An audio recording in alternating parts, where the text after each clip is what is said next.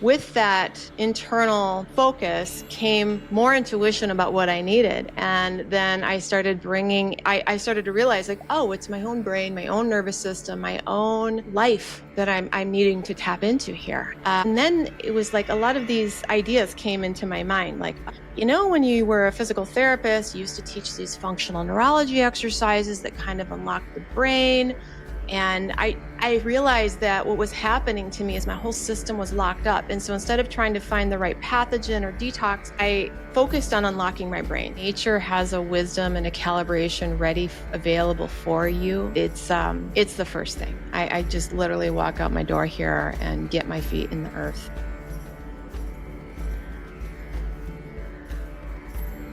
Welcome to the Gamma Seeker broadcast. I have the lovely privilege of interviewing Dr. Cathleen King. Thanks for being with me today. I have some questions because you have become a champion in your own journey. And I really respect anybody that can pull off the inner alchemy, really without direction, finding your own path, carving your own path through that. And instead of me filling in the blanks, I was wondering if you could give people 5 minutes of your journey to where and who you are today. Thank you. First of all, it's a pleasure to be with you. An immediate connection the moment I saw your content. So it's really great to be able to hold this space together. Yeah, I definitely have had a journey of wellness and healing and alignment that looked like the form of being debilitated with things like Lyme and mold and parasites and endocrine issues that span almost 20 years. And about 10 years of that time, I was bedbound and most bedbound, housebound. So I was very sick. And I tried everything, all the things that were available, including energetic medicine at the time, shamanism, Western medicine, acupuncture. And, you'd think with trying 100 different types of tools, something would work. But the problem is that I was expecting something or someone outside of me to do the healing for me and to unlock the healing for me, to discover the magic protocol, to rearrange my energy field, to whatever. And of course, that path often ends in a dead end, in a dark night of the soul. Gosh, about 8 years ago now, I was at the end of my rope. I was living in a dark, quiet room because I could no longer handle light or sound. I had full-time care for my 2 young children, and my life was pretty miserable. I could hardly stand to walk, to shower. If I did, I would be back in bed for days because it was so much energy.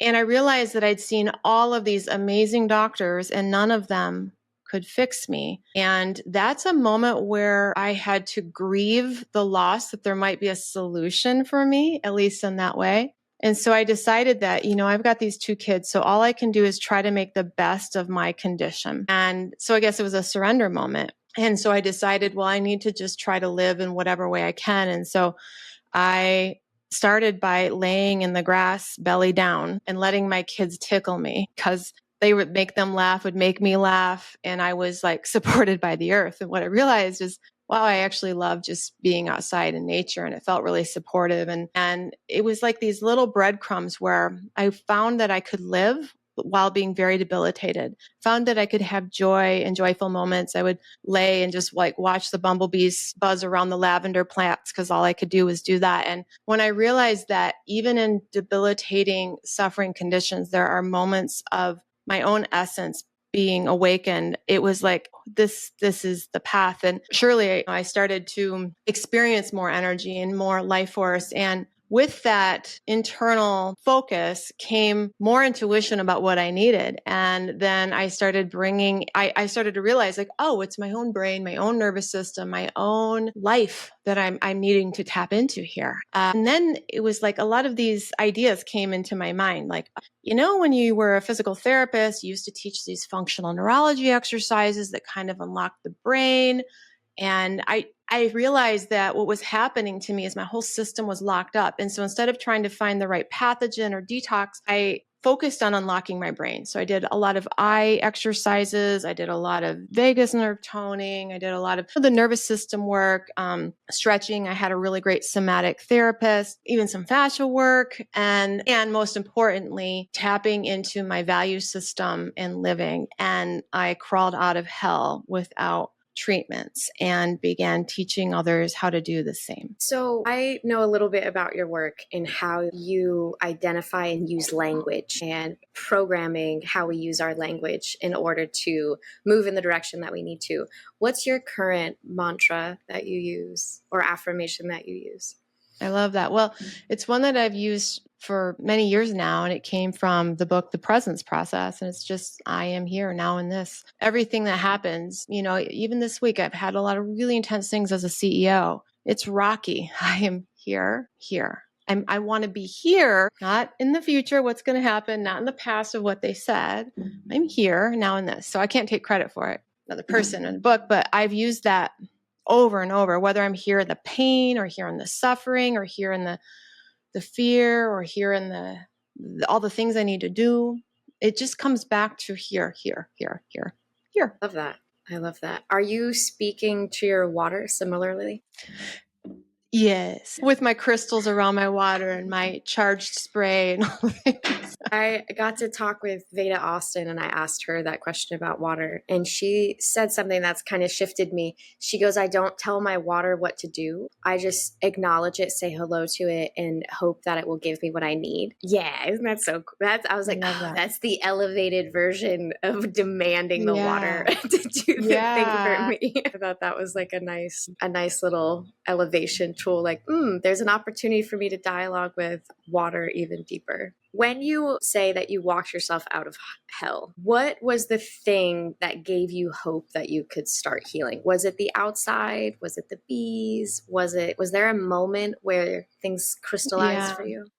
Well, I'd known all these years that obviously stress and the way I saw my life was affecting me. I just thought that I needed some protocol or something to make me feel better so that I could feel better so I could heal. But what happened was when I started to look for my values and look for how I could live them while debilitated, I would go to bed feeling like I satisfied with my day. And I'm like, okay, if I can keep stringing these moments of satisfaction together, I know enough of the science to understand that that's going to change my physiology. I just didn't think it was possible to find satisfaction while you were still sick up until that point.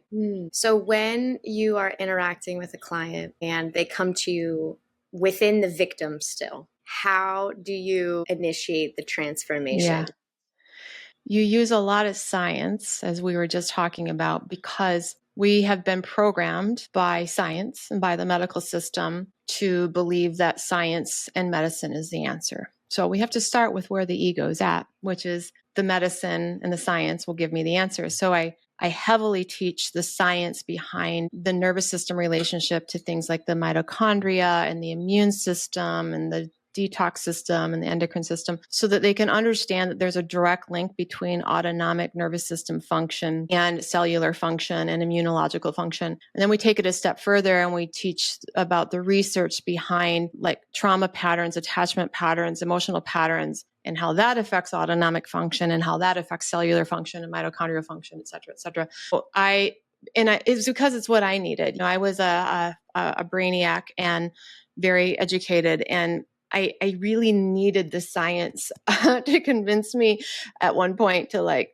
focus on this path. And so a lot of people who are very rational and very, they want evidence-based can override the victim in them when they realize that it's not like they did something wrong or it's their fault or they created it, but if I do this tool, it does this thing and that does this thing and it overrides that part of their program. So it kind of sneaks in the back door. And then when they start using the tools, they start getting in touch with themselves a little more because there's more presence there. There's more feedback. There's more interoceptive capacity. And then they start to feel the blame, the resentment, the looking outside themselves. And then they're a little more open, like, I'm seeing this identity that I didn't realize was part of it. But it's usually a few months down the road for them to have that awareness as a side effect of using tools regularly. Okay, so you're just teaching them in a verbal programming, educated way. I'm always trying to dissect that as a coach.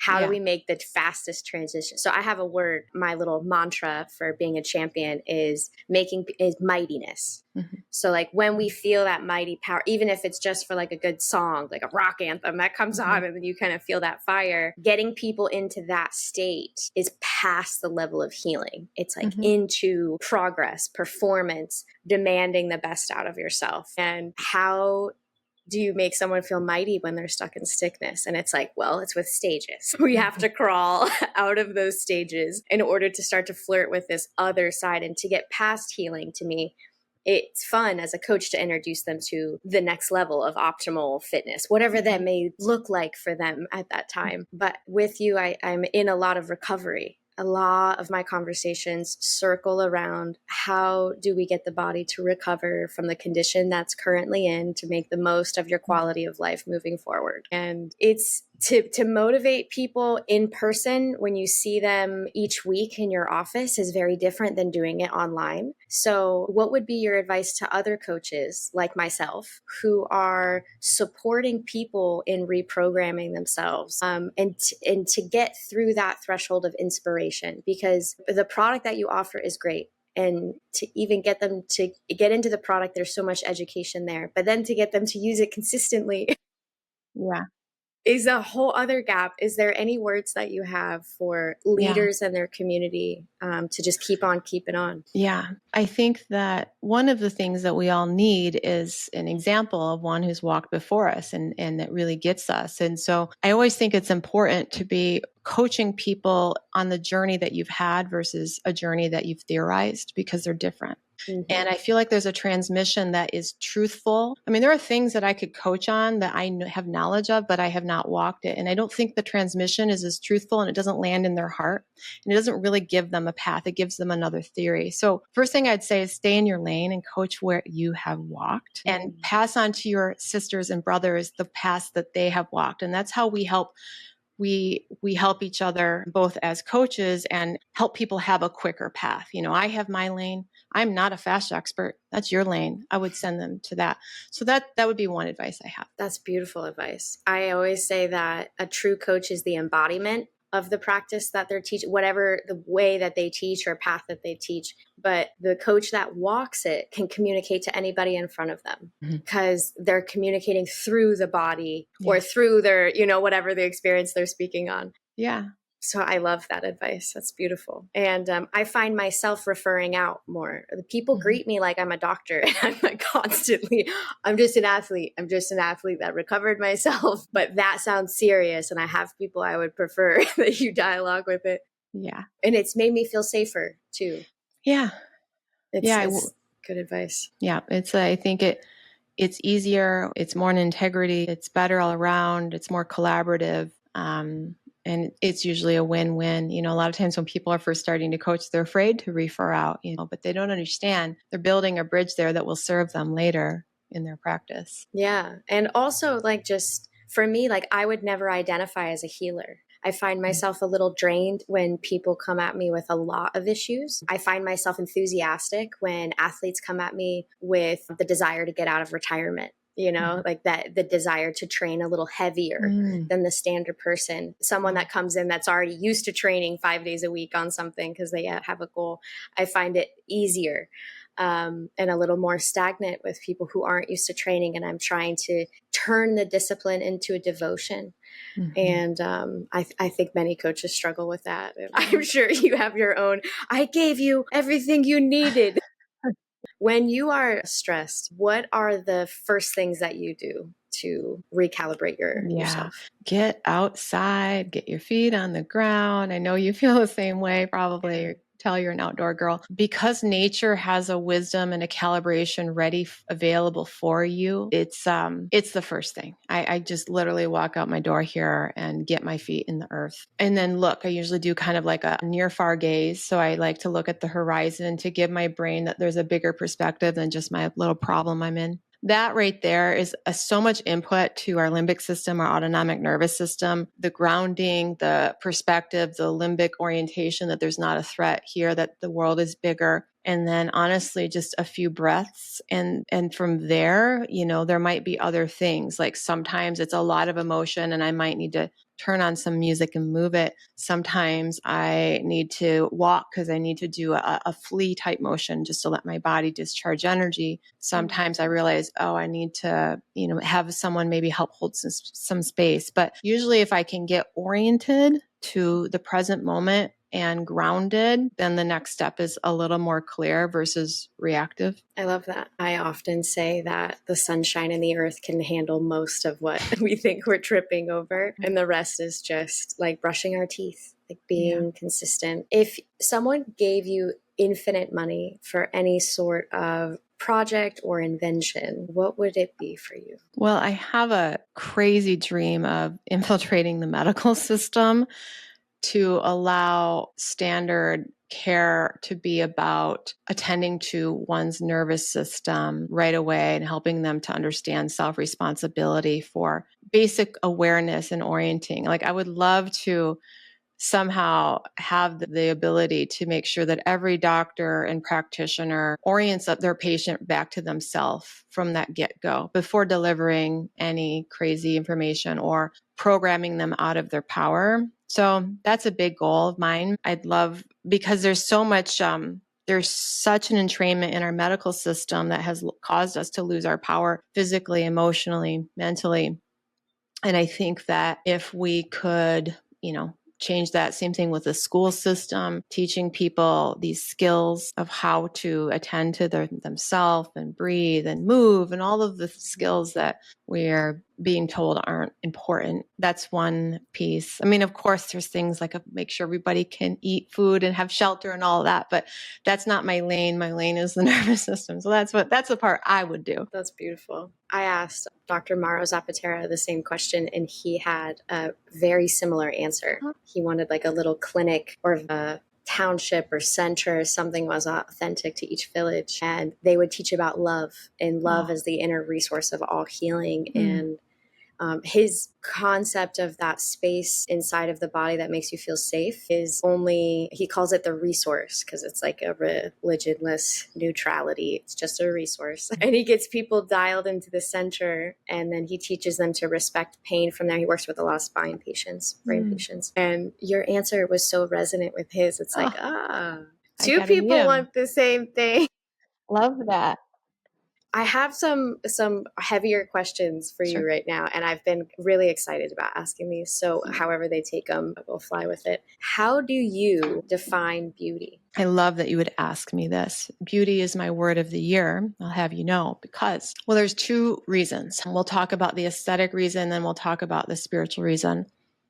The aesthetic reason is that in the last year, so I'm almost 48, I got so many terrible comments on Instagram. I'm not kidding, that like my videos would be better if I would Botox my face and it'd be more easy to watch, what I have to say as a leader, and like horrific comments that I was like, okay, I am refusing to go down that path. I have my beautiful lines and, I'm going to approach 50 soon.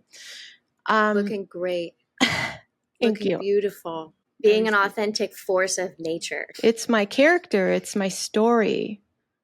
I've been through a lot and it shows, and that's okay. And I realized like there are very few women publicly just embracing that they're aging naturally and still, doing the things to be healthy. But I'm like, I'm going to look for a definition of feminine beauty that is not what others see. I will be an example of aging as I should and as I am.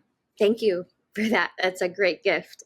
It comes up a lot right now. And I'm at that age where it doesn't matter, I don't think, where you live. It's just how close you are to that pop culture. So in Miami, it's not at 24, everyone gets Botox. So people have said the craziest things. And it's like, at 34, I'm so happy with who I am and where I'm at. And the taste, the small fraction of taste that you and I get, it makes me so sad for the women that are in the limelight and why they have conceded, and how, I could only imagine their processing of that and then caving to that and then following suit with a surgeon, then paying for that. And then maybe not like, wow, that's a whole loop to go down.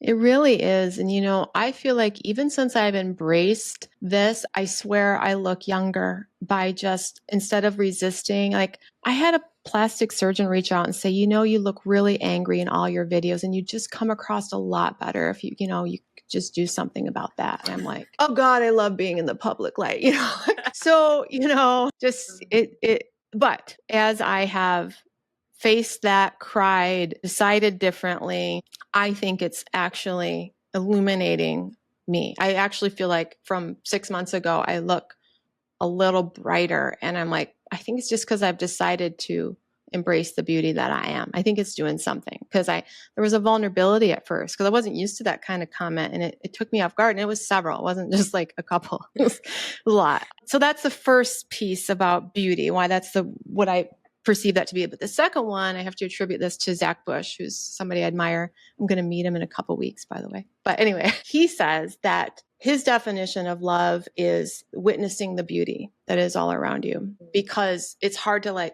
tangibly experience love. But he says, when you see something and you see the beauty in it, that is the experience of love. And I have experienced that myself. Like even in really difficult situations, sometimes there's this beauty of experience there. And I feel the love come through me as I witness the beauty of that moment. And so I was inspired by him. And so between the aesthetic choice of radical self-love, or of being a woman who gets to grow and share her story physically and vocally, and the experience of witnessing beauty as a way to experience love, those would be how I describe beauty. Thank you so much for answering that question. I think it's more relevant now than ever before for people to define their version of beauty. I would say mine is being what you are meant to be. Mm-hmm. And I use the garden so often as reference because I have a habit now of buying, if I buy a plant, I buy 2 of the same plant, because it's almost like they don't know who they are. I have done this now where I have all of these areca palms and I've planted plants near them. And if they don't have a mirror, they don't have a reflection, they start to grow like the arecas. They feel bad that they lose their leaves. Like there's a little drama in the core. They're like, the arecas are so strong and sturdy and they're always the same. And I should be like the arecas. And it's like, no, you guys are different. You're beautiful in your own ways. And so if I buy daisies, I don't want my daisies to grow like the roses. And if I buy roses, I don't want that to grow like the porterweed. And if I buy porterweed, I don't, it's like they each bring their own vibration to the garden. And it's as they play their part that there's this melody, and I think we have a whole generation of very confused women that think beauty is makeup, and that think beauty is the tightness of their dress and the voluptuousness of their boobs at one age. And beauty is so much more of, in my opinion, what you bring. What you bring to a room. You can feel a good person fills a room with warmth, and they are willing to connect with others and have a conversation about someone else other than themselves. And that definition of beauty to me is, it would reroute the focus a little bit. Yeah. It would get the girls out of the mirror for a little while back into the people where the real queens are made. Like models are not queens. Yeah. Doesn't mean that a model can't be a good queen, but good queens give. They're concerned about others and they still take care of themselves and they're still gracious. That role model, in my opinion, I'm no feminist. I've never identified as that. I believe in balance and harmony. And what I see right now is the missing of the crone. It's that rebalanced, wise perspective of someone standing in their power at that age. And I feel a lot of women that have that power have given it away to plastic surgery. And now, even if they come at it with this charge, there's a sense of hypocrisy in someone like me. And my mom has gotten plastic surgery, and it confused me as a child. Very confused. She never talked to me about it. She was ashamed, this discordant. And I'm just like, wow, there's so many girls out there that are just wanting someone to set that tone, that example of you can be powerful, you can be wise, you can be gracious, you can be giving, you can be brave, you cannot fit in and still lead from the goodness of your heart. So in so many ways, I feel like you're honoring that. And so thanks for staying steady in the face of programming.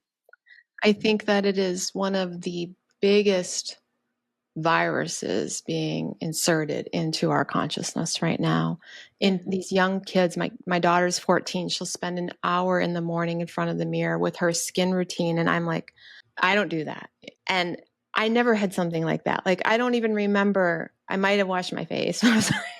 But it's this, they're being groomed so early for this. And I'm determined to do everything I can to show her a different example. Of course, all her friends right now, they reinforce all their little products, but it is rampant, and it is such a way, again, to attack our true self-expression, like you said, what beauty really is, us being us. And it's, I'm so glad you're speaking to it. I don't think anyone's ever asked me about this publicly. So I'm really grateful to be able to share that it has been a painful experience. And now I feel like I'm on the other side of a beautiful emerging choice to lean into the lines. And say, here they I'm always reminded of, like, I live in Florida, so alligators and snakes are the sacred creature of the swampland. Yeah, I saw those earlier. I was like, that's going to come up. And when you see one of those, you stop. Like everything kind of stops and you're like, okay, hello, hi, how are you? I don't mean to threaten you. Okay, are you poisonous? Are you not poisonous? Are you, the alligator? There's a whole conversation of like, hey, homie, I don't want to mess up your lunch. If you're, and they have lines and wrinkles everywhere, and they are majestic. And I wonder sometimes if we could just adopt, like, wrinkles on a dog, cutest thing in the world. Wrinkles on a woman, and it's like, come on, how is it cute on another? It's the cutest thing in the whole world. Like, imagine if we could take that mindset. That's what we have to do. Yeah. It's going to be precious. There's a whole new future where we just love all the folds of grandma so hard. I was thinking of them as my hieroglyphs, the little, the story of me. I think of my freckles as constellations. Yeah. Like, for sure, if I connected them, they would have some sort of map of some sort of something.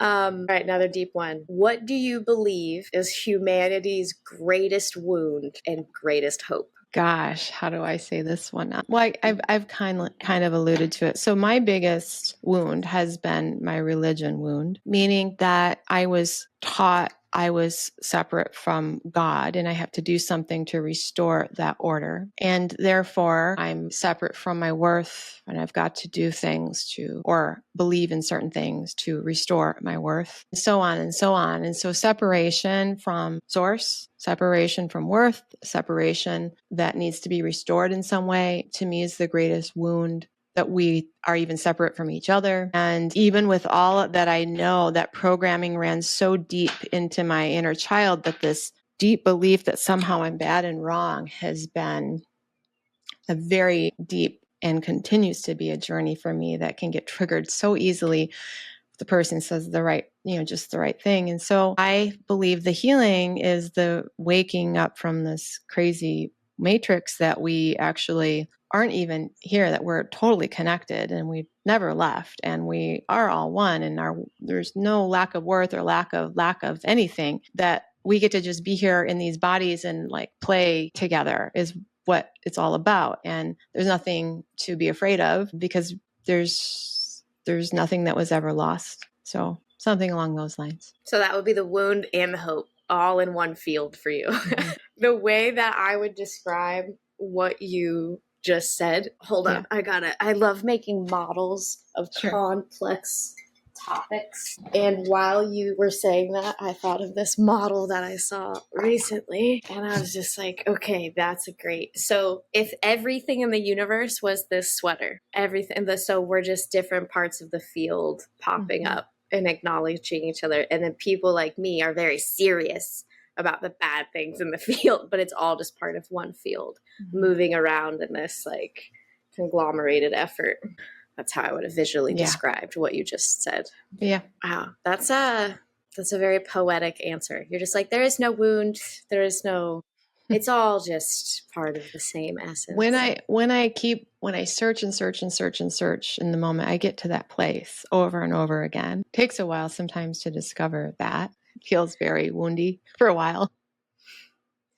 Well, it makes me feel silly because like I have this like quiet rage about some programs and structures that I see creating issue, like schism within the field. Where I live, the Walgreens down here is the largest producing pharmaceutical output in the entire nation. Just 4 miles from me. I mean, my town is drugged. Is how I feel. Everybody on the road, if they're over 50, is on at least 5 meds. Half my family.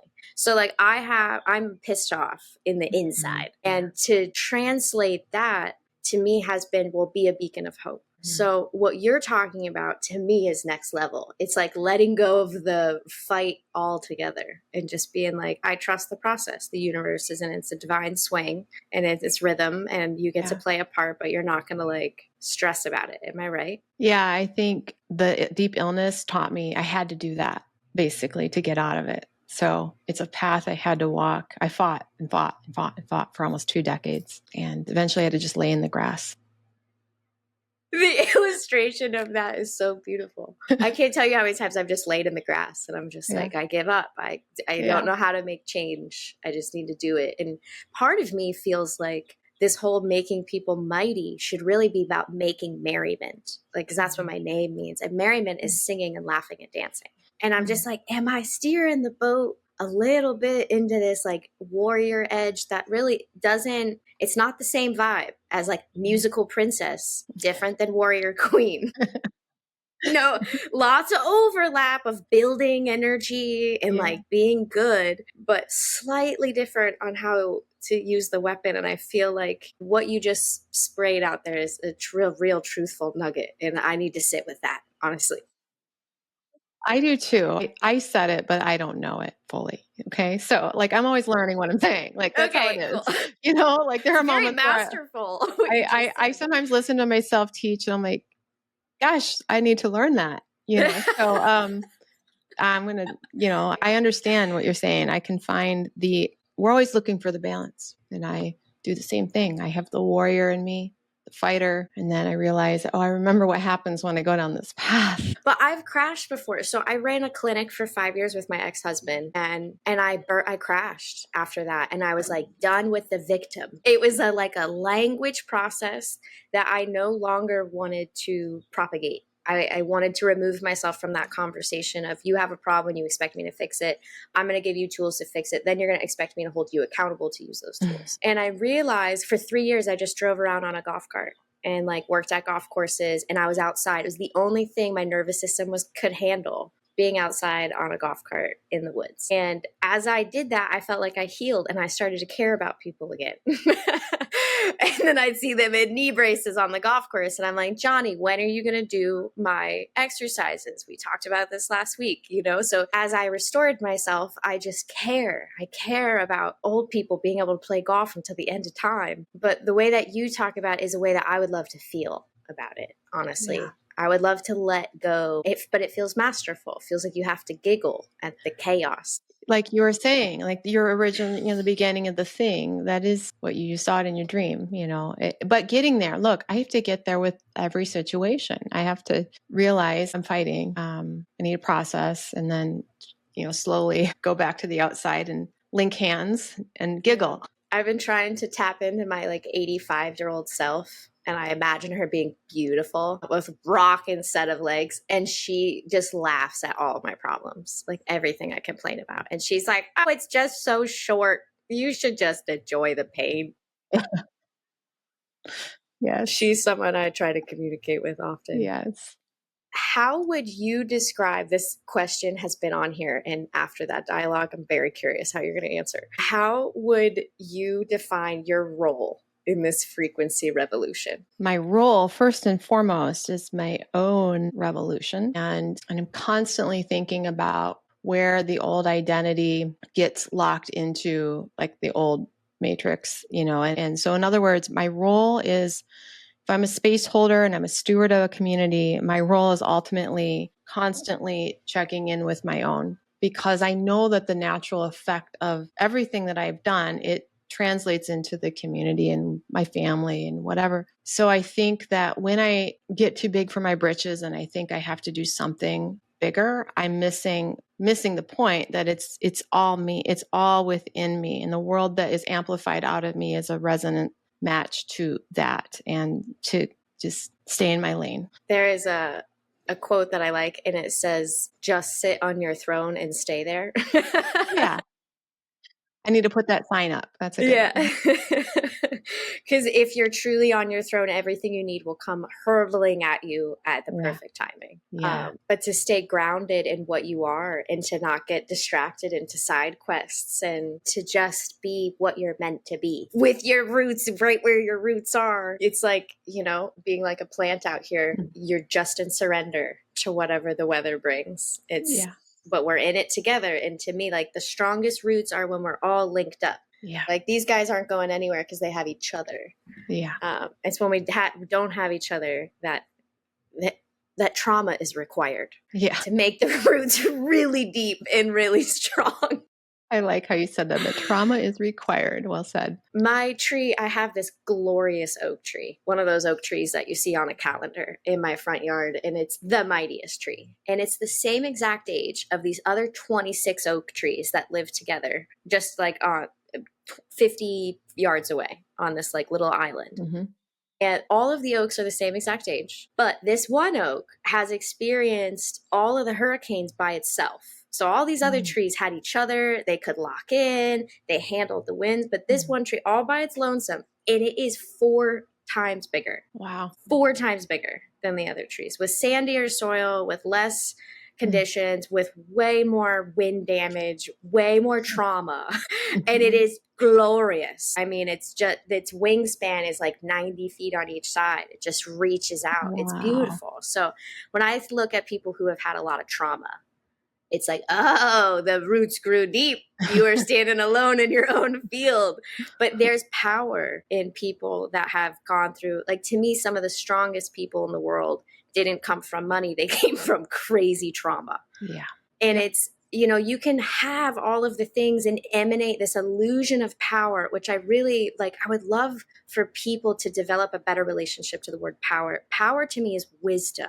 It's not just having access to resource. It's moving in a way that people want to follow. It's moving in a way that feels so good that children and animals feel safe around you. That to me, that power is wisdom. And to draw that line in an illustrative way through life, I think is like part of the art. That I'm like, it's nice to get to know you because you are a shining example for me.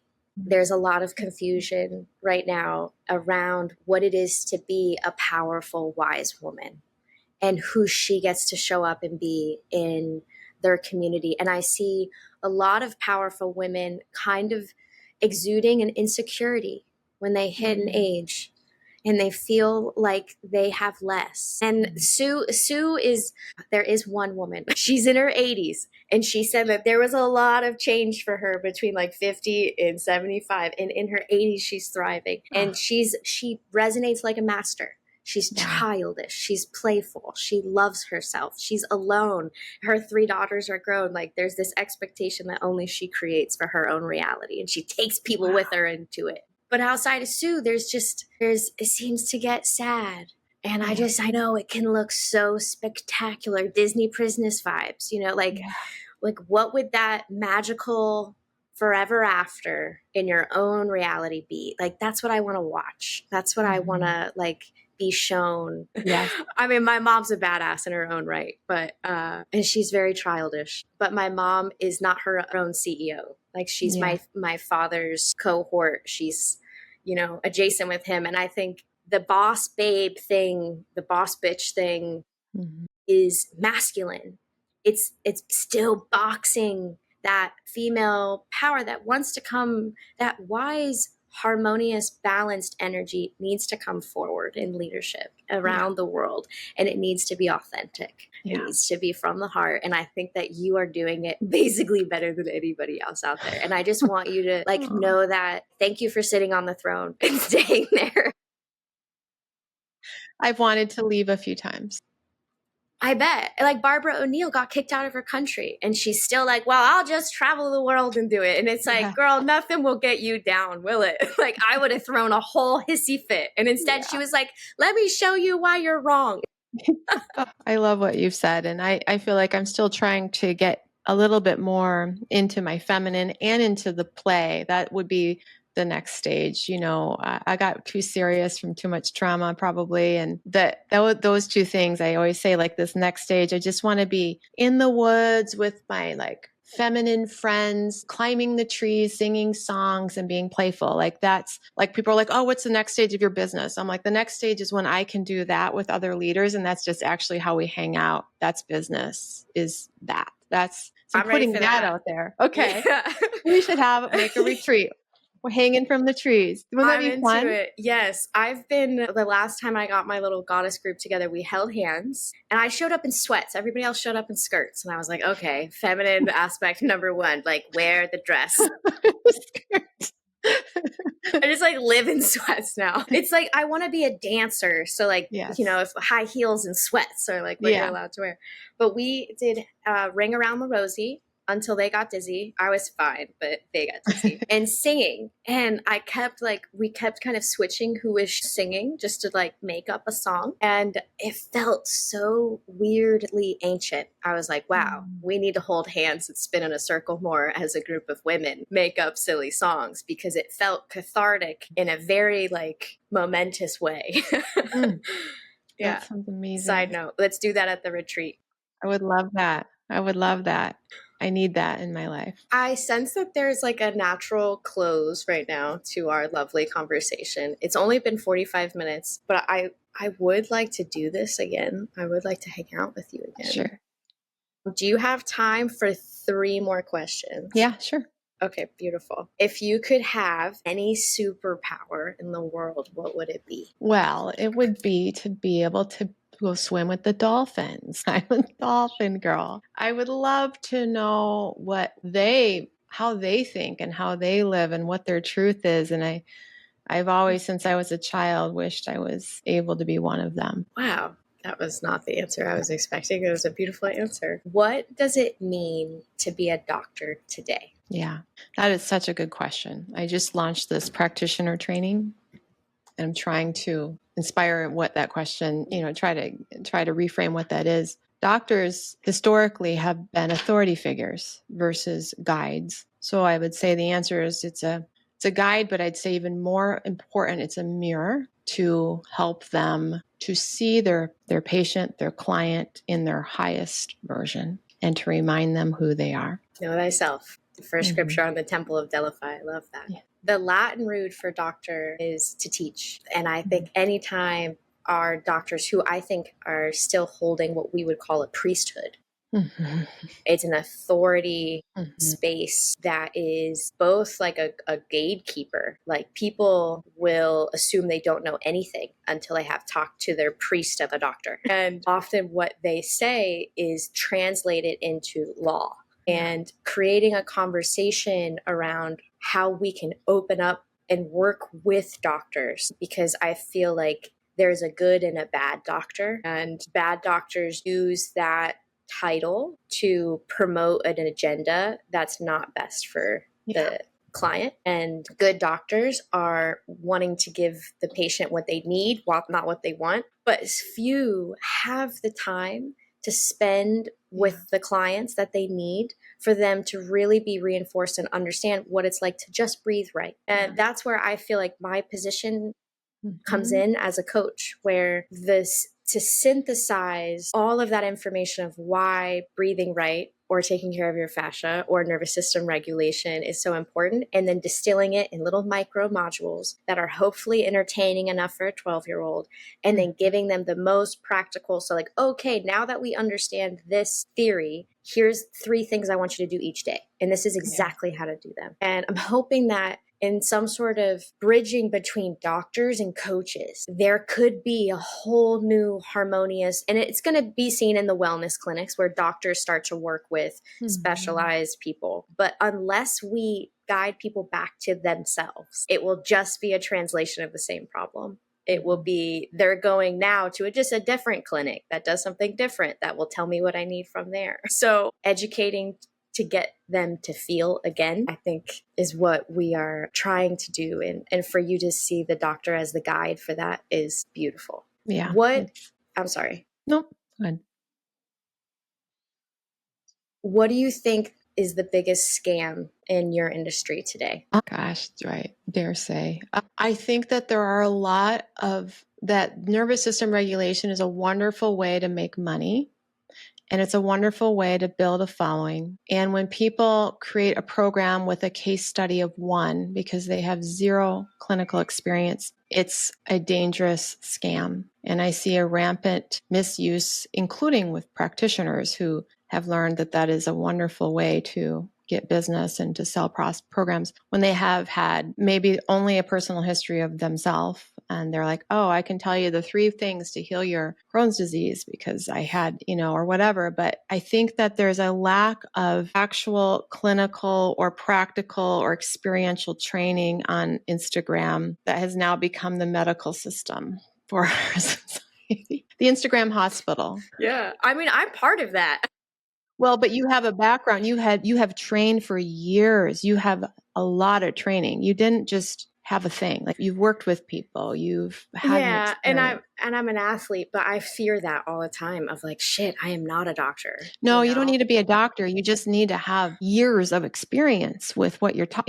It's the path you've walked, for years, but you're not like, oh, I can like deal with anything and everything, or I've had a lot of it's just like, I've seen a lot of people who've just taken a program or read a book and they're working with serious conditions and not recognizing because they don't have a long history of working with a lot of different people of red flags and things like that. So I would just say that, find someone who's had a history with what they're teaching, a real life experience of that. And that would be, it's important just to recognize that Instagram is a wonderful way to create a business. And a lot of people are doing that. You have shared some precious golden nuggets with us today, and I really appreciate that, some of which I really need to sit with. Our conversation between the revolution energy and the merriment energy, particularly, is I'm going to lose some sleep over that in a good way.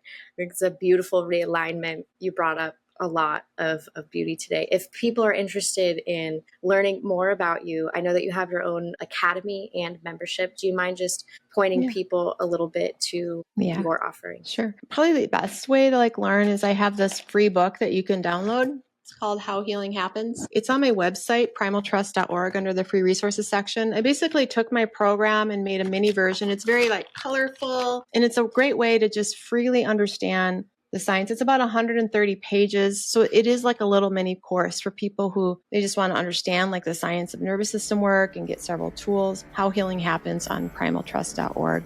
And then you can look from there if it's resonant. That's beautiful. What a nice offering. 130 page book. That is sweet of you. There were so many people who didn't understand why working on their nervous system would help their very real infection that I was like, I just need to teach. We're just teach, get the information out, and then if it's resonant, they'll decide. I love that. Thank you so much for your time today. Hang out with me for just a minute.